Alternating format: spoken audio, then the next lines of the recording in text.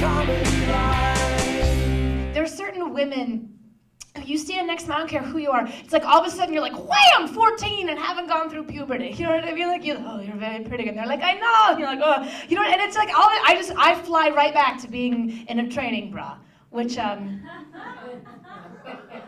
it's like training bra. That seems a bit ambitious. That's just a piece of fabric, you know.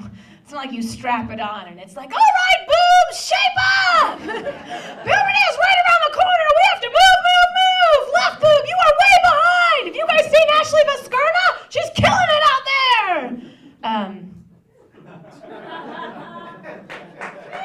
Thank you. Speaking of really intimidating women, I recently did something I swore I'd never do, you know, but we're in a recession. It's like, you know, we can't even afford the whole word. We have to abbreviate. It's just a recession. So I did something I swore I'd never do, and that's, I worked at a strip club, which, you know, just for the one night. And it was so, yeah, you know, I walked in and the girl was dancing to I Wanna Know What Love Is. I was like, I'm sure you do. So, you know, it's just weird. And, it seemed poignant. So I just kind of sauntered up to the stage and grabbed the mic and was like, you know, I didn't know what I was doing. I was like, you know, what are you guys doing here? It's like, don't you have daughters? We're all fans of strip clubs. Good, very good, guys. Love it, dirty birdies, dirty birdies. I don't want to brag. I will take a moment to do so, though. I happen to be a lady who dates ladies. So, thank you. You know, I like to think of it as the gift that keeps on giving. Yeah, thanks. And people go, oh, it must be hard to be gay. It's not. Super easy. Just go to college. And you're there. And we do have our own set of struggles. I was driving with my mom, and we were lost. And she's like, go straight. And I was like, stop telling me how to live my life, woman. But I've always kind of been I've always been an impulsive decision maker, and so recently I gave up drinking. Not for goodsies, just tapping the brakes, because I have no idea if they're even there. You know, who does? Never tried it before, but I did throw up on a bridesmaid and decided that's a stopping point, is what that is. So I gave up drinking, and when I did that, one of my dear friends was like, do you have any idea how many calories are in alcohol?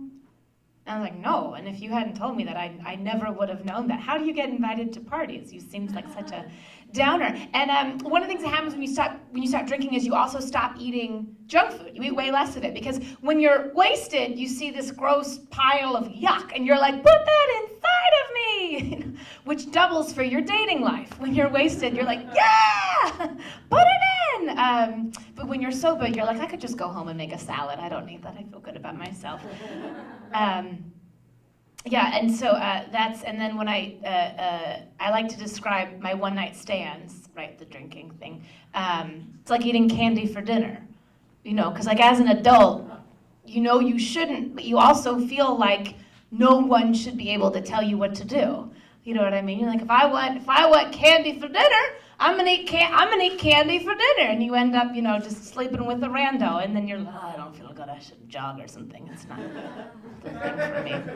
You know, but the next time someone's like, you shouldn't have candy for dinner, you're like, candy for dinner! You know, and I said this to my friend, the one who was like, you don't have any idea how many calories are in alcohol. And I was like, no, and she got really mad at me. About all of that. So you really shouldn't have candy for dinner.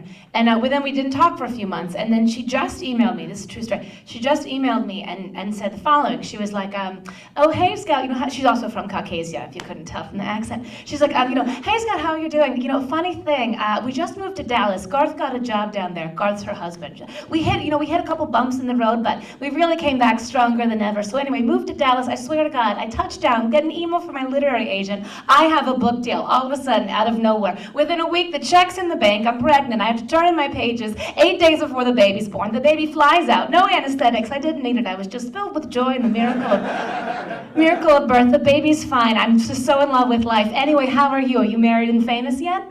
And I just kind of looked at her and was like, this is part of me, Jace, never been. All right, guys, you guys ready for an amazing show?